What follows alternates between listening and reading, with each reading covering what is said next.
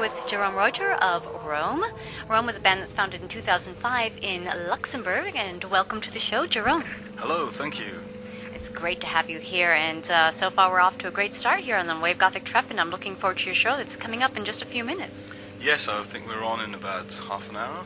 Oh, half an hour. My goodness, we better make this interview very quick then. Yeah, well, maybe we have an hour, I don't know. Okay, I think there's one more band on before you, so we don't have to rush too much. We'll take our time here. So, all right, so you've got a brand new CD out on Trisol. You've now signed to a major label. It's called To Die Among Strangers, and it's the fifth release. It's a teaser to your upcoming full-length CD. So how's that working with a new label?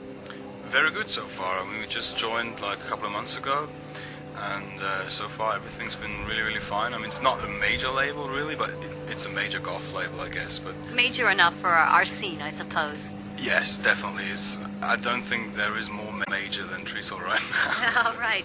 It's exciting to see how your band has matured with each release, how it's changed, and how has it changed with this new release now? Well, we have changed a lot on there. I mean, just starting with the recording process, we just did everything differently now. We kind of skipped the whole sampling kind of thing. There's still a lot of samples in there, but not so much as before. And we basically recorded everything with our own hands. So there's hardly any computers used, of course, in the editing process, but there's still various samples in there as a background or something, but there's a lot of guitars, a lot of vocal stuff we hadn't done before, and it's much more intimate from the sound, and the production is really much better than usual. Oh, that's good. I'm looking forward to hearing it. When will it be released? It will be out on the 26th of June, and we have the US release on the 8th of September. Oh, 8th of September. We have to wait so long. That's too bad. Yes, it's just due because of the distribution in America. They need a bit more time before to prepare everything, so that's why the delay. All right, so in the meantime, they can go ahead and get the little EP teaser To Die Among Strangers. Okay, so what themes are going to be explored in this new CD? I know there's some themes explored in other past CDs, some common themes. What are you looking at in this CD? Well, the album is called Flowers from Exile, and exile is pretty much what this album is based around. It's, in a way, a bit autobiographical, because I based the story and theme of this album on the history of parts of my family. I have parts of my family who live in Spain, who are Spaniards, and the father of my uncle, he was a soldier in the Republican army fighting the fascists in Spain, and he had to leave the country, and he hooked up with a girl from Italy who had to run away from Mussolini, and the result was my uncle. Wow. And they pretty much had to live in exile for the next 40 years because they couldn't return to their country. They would have been shot. And that was the story that sort of got me into writing a record about that life, you know, the values of these people, and just this weird situation they had to go through, and that kind of, it always stayed with them, and some of them died in exile, and that was always, I was always interested in that thing, so this album is a bit more of a personal thing to me. Flowers in Exile. Flowers from Exile. From Exile. Okay, so I was curious about the name Rome. Besides the obvious connection with, you know, the theme of the martial pop neo-folk scene, why do you choose this name? Well, it was a bit of a coincidence. Rome, as such, was a coincidence as well. I never planned it to be this big. I just did these demo songs a couple of years back, and I never thought of it being like a real project, like a real live act or anything. I just, was in the mood to record some stuff, and then I was rather surprised by how well everything was going. And so I didn't have an idea for a name, and I don't know, I couldn't come up with any decent name for the project, so I thought, alright, if you don't know a band name, well, how would you call yourself if there was like a booklet, you know, would you write Jerome Reuter, or would you write some kind of pseudonym or whatever? And I thought, well, if I shortened the name to Rome, and I thought, well, that was quite ridiculous, and then, but I thought, well, Rome as a band name would be quite good, because it's short and it's easy to remember, and it's a bit harsh to Google, but yeah, there are many Rome options that come up. Yes, I noticed that on any kind of like MySpace or Last.fm or anything like that. Is there any connection? You said you had an Italian connection there. Is it anything to do with the family at all?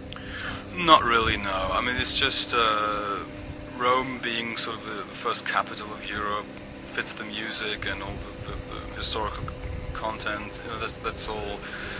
Yeah, it suited this whole project. That's why I stuck with it. Yeah, and Rome is basically you musically, and Patrick Damiani in the studio. Yes. Describe some of your musical background, because it's amazing that you can do all this on your own. These lush soundscapes. Thanks. Well, yeah, I mean, we've been around. I mean, I played in shitloads of bands. Can I say shit? Oh, yes, you can. We're an explicit podcast. Right. Yeah, this is Europe. You can say everything. Well, I played in punk bands, metal bands, whatnot. I've always had one or two bands going, and so did Patrick in a way. I mean, he's had his metal project forever, but he's an engineer, a professional engineer. That's what he's always been doing for a living. So he's in touch with a lot of musicians. He's done very, very many different recordings and productions. So he knows his way around, and this is what I can profit from with Rome, you know, because he's got all the instruments there and he can play most of them. And if he can't, he knows somebody who can. So yes, and he's just an amazing editor. So how does it work? Do you come up with an idea and you say, let's have it sound like this, or do you work together and create the music? It's a bit of both. I mean, I come up with the basic concept for the album, I write the lyrics, I write the first kind of basic arrangement. So I always, before I go into the studio, Patrick doesn't know anything. I tell him, like, all right, I'm going to write this record about this, and you know, the songs are going to sound a bit like this, but he doesn't really know what I'm up to. And then I go to him, and we just basically start recording, and I have prepared everything. Like I said, the lyrics and the arrangements, but then I kind of hand it over to him and let him kind of be the boss for a while, because before that, I'm the ruler. I do everything, and then in the studio also the weeks before pre-production and all that, I really explain in detail where I want to go, and then we exchange ideas of what instruments we might be using and all that. So by the time we really start the actual recordings, everybody knows where we're going, and so it's easy for me to just kind of hand it over to him and say, all right, you just do it, you know. So for the last record, that was pretty weird for me, because it was the first record we did with him as an official member, because before that it was just basically my solo project. But like I said, I never expected it to be this big. But then, you know, we had to face it that, you know, we would need a proper team. Right. And so it was only natural for him to join. And so this was the first record where he was kind of the man, you know. So not just the engineer who's kind of doing whatever I'm saying, but he's got his input. Exactly. It's also his baby, you know. Right. It's his thing, and he wants it to be perfect. And of course, as an engineer, he wants it to be, you know, sounding perfectly. You know, he won't argue about that. You know, it's like, no, we can do this guitar even better. You know, it doesn't sound quite the way it should yet. And for me, it was already amazing. No, we should do some more there. You know. So you have the perfectionist. He's the perfectionist of the band.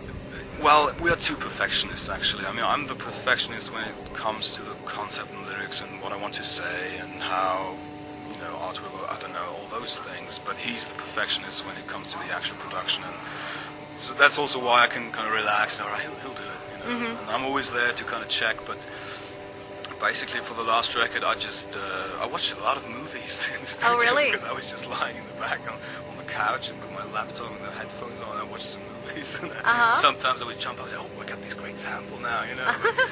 I was really that was fun in a way, because, you know, if you trust the engineer, which is easy for me now because we've worked together for so many years, it's easy for me to do that, although I'm kind of a control freak myself too.